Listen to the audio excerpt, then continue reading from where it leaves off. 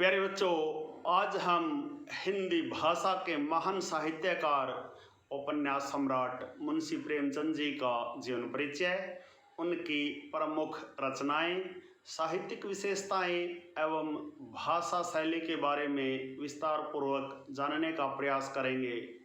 प्यारे बच्चों, आइए सबसे पहले मुंशी प्रेमचंद जी का जीवन परिचय जानते हैं। प्यारे बच्चों, मुंशी प्रेमचंद एक महान कथाकार थे। उन्हें उपन्यास सम्राट के रूप में भी जाना जाता है। उनका जन्म सन 1880 में बनारस के निकट लम्ही नामक गांव के एक साधारण कायस्थ परिवार में हुआ था। उनका वास्तविक नाम धनपत राय था। 5 वर्ष की आयु में ही उनकी माता का देहांत हो गया था। उनके पिता ने दूसरा विवाह कर लिया था। विमाता अर्थात सौतेली माँ का व्यवहार उनके प्रति अच्छा नहीं था। 13 वर्ष की आयु में उनका विवाह कर दिया गया था। 14 वर्ष की आयु में ही पिता की मृत्यु के पश्चात परिवार का सारा बोझ उनके कंधों पर पड़ा। प्यारे बच्चों, 16 वर्ष की आयु में ही उन्हें एक स्कूल में अध्यापक की नौकरी करनी पड़ी। नौकरी के दौरान ही प्रेमचंद जी डिप्टी इंस्पेक्टर के पद पर पहुँचे। वे स्वभाव से स्वाभिमानी थे। सन 1928 में प्रेमचंद जी नौकरी से त्याग पत्र देकर गांधी जी के द्वारा चलाए गए राष्ट्रीय आंदोलन में कूद पड़े। उन्होंने जीवन पर्यंत साहित्य सेवा की। सन 1936 में उनका देहांत हो गया। प्यारे बच्चों, आइए प्रेमचंद जी की प्रमुख रचनाएं जानते हैं। मुंशी प्रेमचंद ने आरंभ में उर्दू में लिखना शुरू किया था। बाद में वे हिंदी में आए थे। उन्होंने वरदान, सेवा सदन, रंगभूमि, कर्मभूमि, गबन, निर्मला, प्रेमाश्रम, गोदान आदि 11 उपन्यासों की रचना की है। प्रेमचंद जी ने 300 के लगभग कहानियाँ भी लिखी हैं, जिनमें कफन, पूस की रात, 2 बैलों की कथा, पंच परमेश्वर, बड़े घर की बेटी, शतरंज के खिलाड़ी आदि प्रमुख हैं। प्यारे बच्चों, आइए प्रेमचंद जी की कहानी कला की विशेषताएं जानते हैं। मुंशी प्रेमचंद का संपूर्ण कहानी साहित्य मानसरोवर के 8 भागों में संकलित है। कहानी कला की दृष्टि से प्रेमचंद अपने युग के सर्वश्रेष्ठ कहानीकार हैं। उन्होंने अपने कहानी साहित्य में जीवन के विभिन्न पहलुओं को विषय बनाकर कहानी को जनजीवन से जोड़ा है। उनकी कहानी कला की प्रमुख विशेषताएं निम्नलिखित हैं। नंबर 1, विषय की विभिन्नता।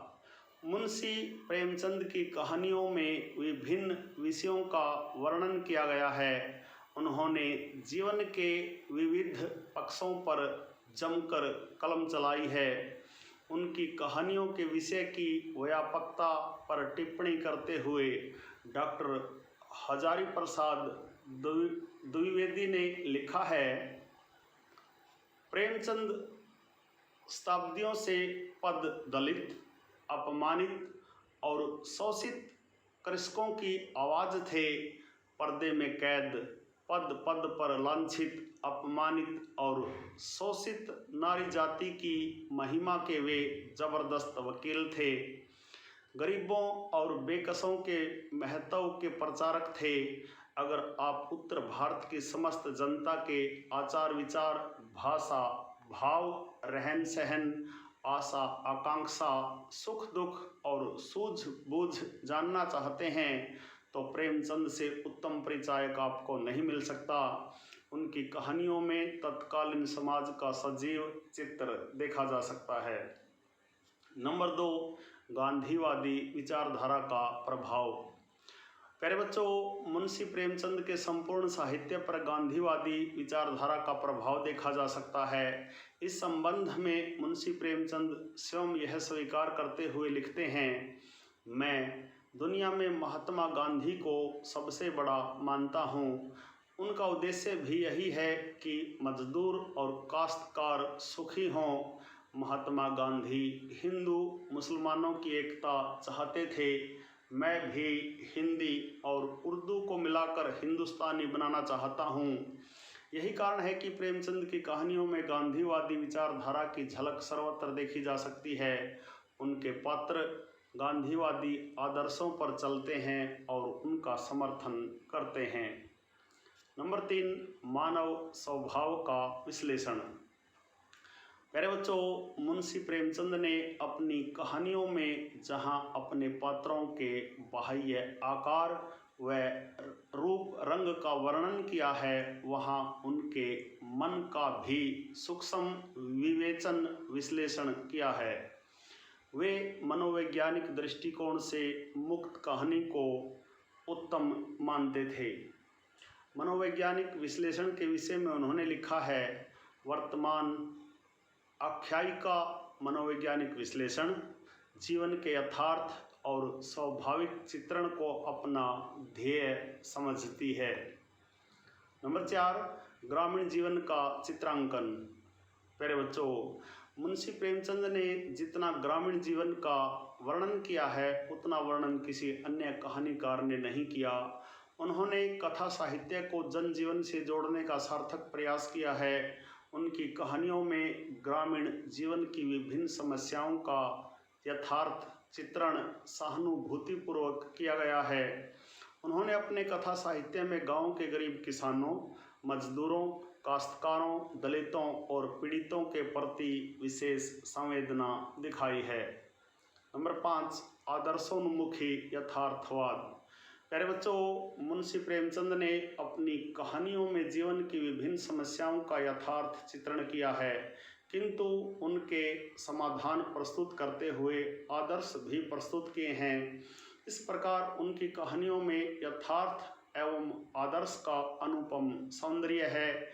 इस विषय में प्रेमचंद जी का स्पष्ट मत है कि साहित्यकार को नगण्यताओं का पोषक न बनकर मानवीय स्वभाव की उज्ज्वलताओं को भी दिखाने वाला होना चाहिए। प्यारे बच्चों, आइए प्रेमचंद जी की भाषा शैली के बारे में जानते हैं। मुंशी प्रेमचंद आरंभ में उर्दू भाषा में लिखते थे और बाद में उन्होंने हिंदी भाषा में लिखना आरंभ किया। इसलिए उनके लेखन भाषा में उर्दू के शब्दों का प्रयुक्त होना स्वाभाविक है। इनकी कहानियों की भाषा जितनी सरल, स्पष्ट और भावानुकूल है, उतनी ही व्यावहारिक भी है। लोक प्रचलित मुहावरों और लोकोक्तियों के प्रसंग अनुकूल प्रयोग से इनकी भाषा में गठन एवं रोचकता का समावेश हुआ है। कहीं कहीं मुहावरों के प्रयोग की झड़ी सी लग जाती है। सूक्तियों के प्रयोग में तो प्रेमचंद बेजोड़ हैं।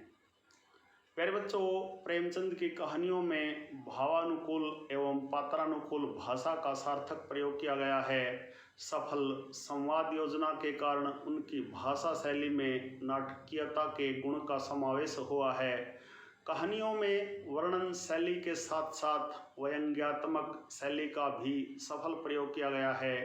प्रेमचंद जी की भाषा शैली में प्रेरणा देने की शक्ति के साथ साथ पाठकों को चिंतन के लिए उकसाने की भी पूर्ण क्षमता है। प्यारे बच्चों, अपनी कहानी कला की इन्हीं प्रमुख विशेषताओं के कारण प्रेमचंद अपने युग के सर्वश्रेष्ठ कहानीकार माने जाते हैं। प्यारे बच्चों, यह था उपन्यास सम्राट मुंशी प्रेमचंद जी का जीवन परिचय, उनकी प्रमुख रचनाओं, साहित्यिक विशेषताओं और भाषा शैली का विस्तार पूर्वक वर्णन। आशा है आपको अच्छी प्रकार से समझ में आया होगा। प्यारे बच्चों, मुंशी प्रेमचंद जी के जीवन परिचय पर आधारित आज का यह छोटा सा वीडियो यदि आपको समझ आए, पसंद आए तो इस वीडियो को लाइक, कमेंट और ज़्यादा से ज़्यादा शेयर जरूर करें। प्यारे बच्चों, यदि आप वास्तव में गंभीरता के साथ हिंदी व्याकरण और हिंदी भाषा को सीखना चाहते हैं तो आपके अपने YouTube चैनल संगम टीवी हिंदी व्याकरण को सब्सक्राइब जरूर करें और वीडियो पर दिए बेल आइकन को जरूर दबाएं ताकि संगम टीवी हिंदी व्याकरण पर पढ़ाए जाने वाले पाठों का सबसे सरल और सटीक विश्लेषण YouTube पर अपलोड होते ही उसका नोटिफिकेशन सबसे पहले आपके पास पहुंचे। प्यारे बच्चों, खुश रहें, मस्त रहें, योगा करें, स्वस्थ रहें, आपका दिन मंगलमय हो।